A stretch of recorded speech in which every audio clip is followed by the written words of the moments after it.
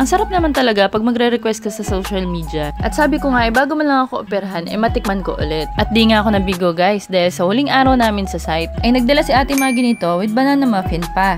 Sa mga nagtataka kung ano ba yung sinasabi kong Chinese pancit, wag nyo nang itanong kasi hindi ko rin naman alam. Basta ang nalalasahan ko lang, medyo manamis-namis siya at hindi karaniwang toyo ang nilalagay. Kita nyo naman diba, kulay orange yung bihon niya. Di ko rin alam kung anong totoong lahok niyan, pero yung ka-Ate Maggie kasi, merong mushroom, tinga ng daga, carrots, beans, chicken, at nung nakaraan may ham pa. Minsan nga susubukan ko din lutuin yan. Natatakot lang din kasi ako baka masayang lang. Dahil hindi naman ako sanay magluto ng pansit. Nagustuhan ko din yung banana muffin ni Ate Maggie. Pangalawang beses na niya nagdala nito kaya kailangan nating sabihin na sobrang sarap, sobrang moist para magdala ulit siya ng pangatlo.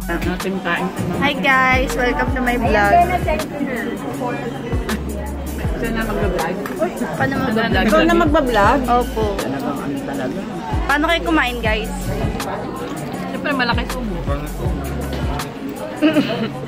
Report ko yan. Balik na ulit sa kanya. Ito ang buhay na patunay na masarap talaga yung luto ni Ate Maggie. Nakatatlong balik na naman siya. Thank you Ate Maggie. O sige na guys, magbabalot pa ako ng isa-sharon ko para kay Kalel. Bye!